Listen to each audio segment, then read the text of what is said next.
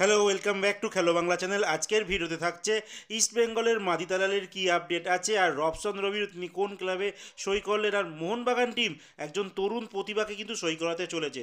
সমস্ত খবর জানাবো। তার আগে প্রতিদিনের মতো বলবো, খেলার আপডেট খবর পাওয়ার জন্য আমাদের চ্যানেলটিকে সাবস্ক্রাইব করতে একদম ভুলো না। তো চলো শুরু করছি আজকের প্রথম খবর। আজকে প্রথম খবরটি শুরু করব সন্তোষ ট্রফির আপডেট নিয়ে, যেখানে সন্তোষ ট্রফিতে আজকে যাত্রা শুরু করতে চলেছে ওয়েস্ট বেঙ্গল। তারা আজকে তাদের প্রথম ম্যাচ খেলতে চলেছে জম্মু কাশ্মীরের সঙ্গে। আর বলে রাখি, আমি যখন ভিডিওটি বানাচ্ছি সেই সময় কিন্তু তখনও ম্যাচ শুরু হয়নি, মানে আজ রাত, মানে 14 তারিখে রাত 7:30 থেকে কিন্তু এই ম্যাচটি রয়েছে। আর যেহেতু আমি সময় অনেকটা আগে বানাচ্ছি ভিডিওটি, তার জন্য এই আপডেটটি আমি দিতে পারছি না। নেক্সট ভিডিওতে তোমাদের আমি জানিয়ে দেবো। আর পশ্চিমবঙ্গের খেলা ছাড়াও আরও দুখানা ম্যাচ কিন্তু এই গ্রুপের হয়ে গেছে আজকে, যেখানে প্রথম ম্যাচ হয়ে গেছিল মণিপুর, যারা নেমেছিল সার্ভিসেসের সঙ্গে। আর এই দুটো টিম কিন্তু প্রবল প্রতিপক্ষ দুইজনের বিরুদ্ধে। আর এই দুটো টিমের মধ্যে মণিপুর টিম 1-0 গোলে সার্ভিসেসকে হারিয়ে দিয়েছে। দ্বিতীয় ম্যাচটি হয় তেলেঙ্গানা আর রাজস্থানের মধ্যে, দুটো দুর্বল দল, আর সেখানে এই ম্যাচটি 1-1 গোলে ড্র হয়। আর এই রাতের ম্যাচ রয়েছে ওয়েস্ট বেঙ্গল ভার্সেস জম্মু কাশ্মীর। আমাদের নজর থাকবে এই ম্যাচের উপর। তো যাই হোক, এরপরে যে আপডেটটি দেবো, আজকে কিন্তু আইএসএল এর দুখানা ম্যাচ রয়েছে, যেখানে ব্যাঙ্গালোর এফসি আর গোয়া মুখোমুখি হচ্ছে। আরেকটি ম্যাচ আছে মোহনবাগান সুপার জায়েন্ট টিম, তারা কেরালা ব্লাস্টার এফসির সঙ্গে মুখোমুখি হচ্ছে ঘরের মাঠে। তো মোহনবাগানের আপডেটটা আমি দিতে পারছি না, কারণ আমি যখন ভিডিও বানাচ্ছি খেলা শুরু হয়নি। কিন্তু ব্যাঙ্গালোর আর গোয়ার মধ্যে যে খেলাটি হয়েছে সেই ম্যাচটি 2-2 গোলে ড্র হয়েছে। আর এই ড্রয়ের জন্য কিন্তু মোহনবাগান টিম অনেক অ্যাডভান্টেজ জায়গায় থাকবে। মোটামুটি যদি সমসংখ্যক ম্যাচ দিয়ে দেখা যায়, তাহলে ব্যাঙ্গালোর টিম মোহনবাগান থেকে 4 পয়েন্টের কিন্তু পিছিয়ে পড়লো। এর পরের যে খবরটি যেটা তোমাদের জানাবো, সেটা হচ্ছে উড়িষ্যা এফসি সঙ্গে ইস্টবেঙ্গলের যে লাস্ট ম্যাচটি হয়ে গেছে, যেখানে ইস্টবেঙ্গলের অনেক খেলোয়াড় চোট পেয়েছে। বেকার কার্ড দেখিয়ে রেফারি তাদেরকে, মানে ইস্টবেঙ্গলের ক্ষতি করেছে। যাই হোক, সেই বিষয়ে যাচ্ছি না। এরপর উড়িষ্যা এফসি একটা অভিযোগ করেছে ইস্টবেঙ্গলের উপরে।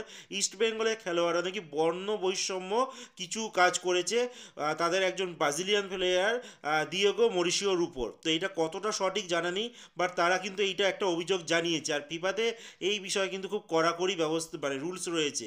তো দেখা যাক আলটিমেট এর জল কত দূর গড়ায়।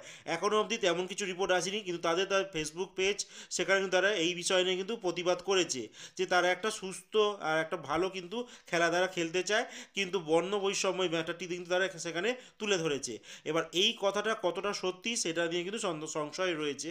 কারণ আমরা ম্যাক্সিমাম ক্ষেত্রেই দেখেছি উড়িষ্যা এফসির যে একটা প্লেয়ারদের যে, মানে বডি ল্যাঙ্গুয়েজ, সেটা কিন্তু খেলোয়াড় মনোভাবাপন্ন থাকে না। তো সেটা মোহনবাগানের বিরুদ্ধে হোক বা ইস্ট বেঙ্গলের বিরুদ্ধে হোক, আমরা অনেকবার দেখেছি। যাই হোক, এর পরের যে খবরটি বলবো সেটা হচ্ছে ইস্ট বেঙ্গলের মাদিতালের কথা। ইস্ট বেঙ্গলের মাদিতালের কিন্তু যা রিপোর্ট আসছে, তার এসিএল ইঞ্জুরি হয়েছে। আর সম্ভবত 6 থেকে 9 মাস কিন্তু তিনি আউট হয়ে গেলেন। আর মোটামুটি এই সিজন কিন্তু ইস্ট বেঙ্গলের হয়ে তিনি আর খেলতে পাচ্ছেন না। তার মানে তার জায়গায় নতুন একজন খেলোয়াড়কে কিন্তু ইস্টবেঙ্গলকে খুঁজতে হবে।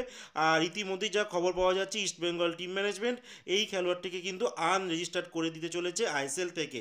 তো দেখা যাক কোন খেলোয়াড়কে তারা আলটিমেট নিয়ে আসে, কারণ এই কিছুদিনের মধ্যেই কিন্তু মাদিতালাল ইস্টবেঙ্গল টিমের একটা সম্পদ হয়ে উঠেছিলেন। আর তিনি মাঝ মাঠে পুরো নেতৃত্ব দিচ্ছিলেন। আর তাকেই নির্ভর করে ইস্টবেঙ্গল টিম ম্যানেজমেন্ট পরবর্তী ম্যাচের কিন্তু অনেক কিছু যারা প্ল্যানিং হচ্ছিল সেগুলো করছিল। যাই হোক, ইস্টবেঙ্গলের জন্য একটা বাজে খবর, কিন্তু এর মধ্যেই আরেকটা বাজে খবর রয়েছে ইস্টবেঙ্গলের জন্য। রবসন রবিনো, তার যা আপডেট পাওয়া যাচ্ছে, বেঙ্গলি কিছু ট্রাস্টেড যারা সোশ্যাল মিডিয়া প্ল্যাটফর্মে নিউজ কাজ করে, তারা দাবি করছে যে এই রবসান রবিনো ব্রাজিলের 4th ডিভিশন সাও পাওলোর একটি ক্লাব, যার নাম আগুয়া সান্টা, সেখানে 2025 সাল অবধি কিন্তু তিনি, মানে 25 সালের লাস্ট অবধি কিন্তু তিনি কন্ট্রাক্টে সাইন করে দিয়েছে। এবার এটা কতটা সত্যতা রয়েছে সেই বিষয়ে কিন্তু সন্দেহ রয়েছে। এবার দেখা যাক আলটিমেট আসে কি না। আর যখন দাবি করছে সেই দিক দিয়ে যদি আমরা মেনে নিই, তাহলে কিন্তু ইস্টবেঙ্গলের জন্য একটা খারাপ নিউজ, যে রবসনকে কিন্তু হারিয়ে ফেললো। এই মুহূর্তে যদি রবসন থাকতো, হয়তো ইস্টবেঙ্গলের কিছুটা বেটার পজিশন হতো। এরপরের যে আপডেটটি দেবো, মোহামেডান স্পোর্টিং, তাদের যে একজন বিদেশি আছে জোসেফ আজারাই, তো এই খেলোয়াড়টি কিন্তু বাদ পড়ে গেছে ইঞ্জুরির জন্য। আর তাকে আনরেজিস্টার্ড করে দিয়েছে মোহামেডান স্পোর্টিং।